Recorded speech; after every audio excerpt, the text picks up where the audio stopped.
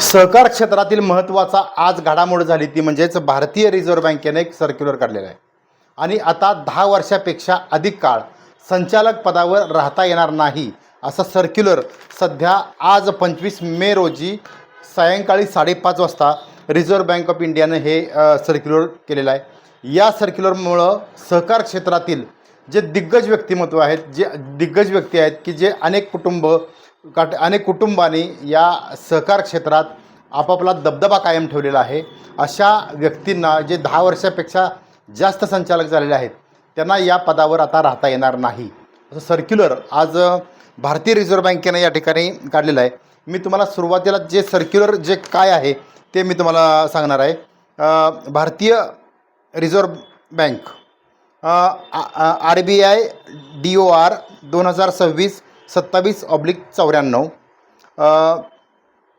DOR government REC number 82 2627 आज 25 मे 2025 रोजी 6 वाजता संध्याकाळी 6 वाजता हे सर्क्युलर निघालेलं आहे।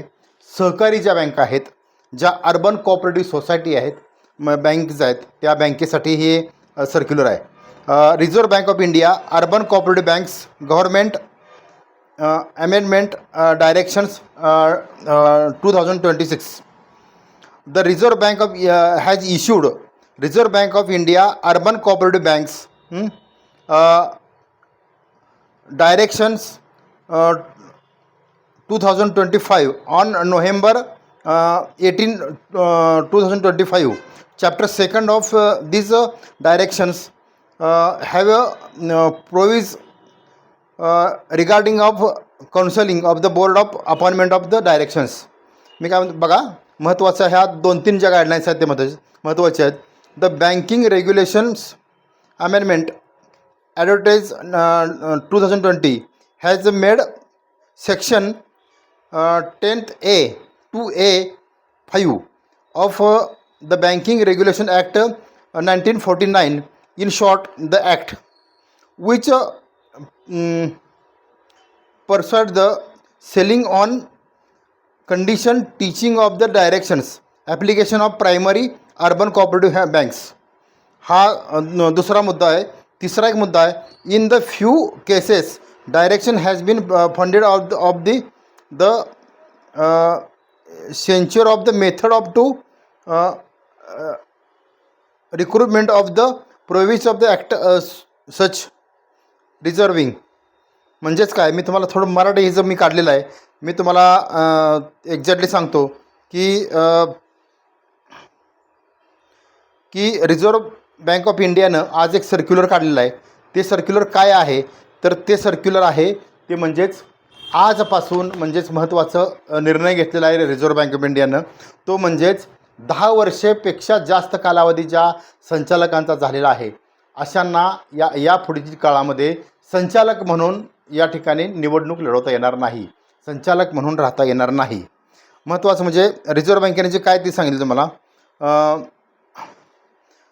रिझर्व्ह बँकेने सांगितलेलं आहे की संचालकांच्या कार्यकाळावर मर्यादा आलेल्या आहेत। पूर्वी कायदा काय होता की बँकिंग रेग्युलेशन ॲक्टनुसार संचालकांना सलग कार्यकाळ मर्यादित होता। 2025मध्ये तो 8 वर्षापासून 10 वर्षापर्यंत वाढवण्यात आला होता।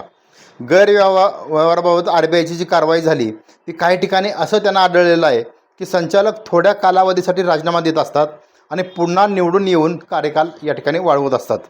यामुळे कायद्याचा हेतू हा फोल ठरत आहे।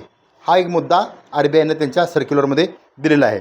या व्यक्तीला पुन्हा बँकेत संचालक व्हायचे असेल तर किमान 3 वर्षाचा कूलिंग ऑफ पिरियड आवश्यक आहे।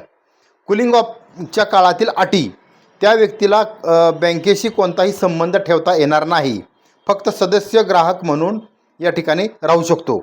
इतर बँकेमध्ये संधी आहेत का तर कूलिंग ऑफ दरम्यान दुसऱ्या बँकेत संचालक होऊ शकतो जर पात्र असेल तर। 6वा मुद्दा आहे कार्यकाल मोजण्याची पद्धत। जर 3 वर्षापेक्षा अंतराने पुन्हा संचालक झाला संपूर्ण कालावधी मानला जाईल। 3 वर्षापेक्षा जास्त अंतर असेल तर नवीन कार्यकाल मानला जाईल। म्हणजेच काय तर RBIचा उद्देश नक्की काय आहे यावर मी तुम्हाला सांगणार आहे। तर RBIचा उद्देश आहे की सहकारी बँकामध्ये सत्तेचं सुरू असलेलं केंद्रीकरण म्हणजे अनेक वर्ष एकच कुटुंब त्या बँकेवर जर अधिराज्य करत असेल सहकारी बँकामध्ये, तर यांना चाप बसावा यासाठी हा आजपासून कायदा या ठिकाणी रिझर्व्ह बँकेनं आणलेला आहे. महत्त्वाचं म्हणजे कोणावर परिणाम होणार या गोष्टीचं तर तुम्हाला सांगतो. दीर्घकाळ संचालक जे या एखाद्या सहकारी बँकावर संचालक म्हणून काम करत आहेत, अशांच्यावर हा चाप म्हणलं तर वावगं ठरणार नाही. रिझर्व्ह बँकेनं या ठिकाणी हा निर्णय घेतलेला आहे. यानंतर राजकीय प्रभाव असलेल्या सहकारी बँका, विशेषतः महाराष्ट्रातील अनेक सहकारी बँका या राजकीय व्यक्तीशी केंद्रित असणाऱ्या ज्या बँका आहेत, त्यांनासुद्धा हा मोठा झटका आहे. हा मोठा बदल का मानला जातो आहे तर ही प्रक्रिया जी आहे ती पारदर्शक राहावी, सहकारातलं जो मूलतत्व आहे ते आचरणात आणलं जावं यासाठी हा परिणाम आहे. आता हे सर्क्युलर रिझर्व्ह बँकेनं आणण्याचं कारण काय, तर याला महत्त्वाची कारणं आहेत. ती सकारात्मकता या ठिकाणी बँकेमध्ये राहावी, त्यानंतर भ्रष्टाचारावर नियंत्रण राहावं, नवीन नेतृत्वाला संधी मिळावी, रिझर्व्ह बँकेमध्ये च्या गव्हर्नन्समध्ये सुधारणा व्हाव्यात, याचबरोबर सभासद जे आहेत त्यांच्या विश्वासास पात्र राहून या ठिकाणी संचालक मंडळानं काम करावं, हा एक उद्देश आहे. खरं तर या गोष्टीमुळं महत्त्वाचा परिणाम काय होणार आहे ते मी तुम्हाला सांगतो.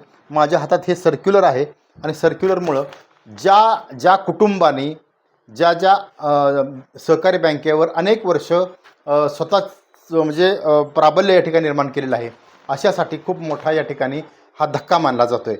महत्त्वाचं म्हणजे काय तर नवीन नेतृत्व आणि जे सक्षम नेतृत्व आहे सहकारी बँका चालवणारं, ते या बँकेमध्ये यावं, हा उद्देश डोळ्यासमोर ठेवून रिझर्व्ह बँकेनं हे आज सर्क्युलर काढलेलं आहे. आणि महत्त्वाचं म्हणजे ह्या सर्क्युलरची इम्प्लिमेशन हे काही दिवसामध्ये सुरू होईल. म्हणजेच काय, आजचा विश्लेषणाचा मुद्दा समजून घ्या की रिझर्व्ह बँक ऑफ इंडियानं आज सर्क्युलर जे काढलेलं आहे ते 10 वर्षापेक्षा अधिक जे संचालक म्हणून काम केलेलं आहे तो पुन्हा संचालक होऊ शकत नाही, तो अपात्र होणार आहे. ही सगळ्यात मोठे आजचा विश्लेषणाचा विषय आहे. पाहत राहा महाराष्ट्र लाईव्ह.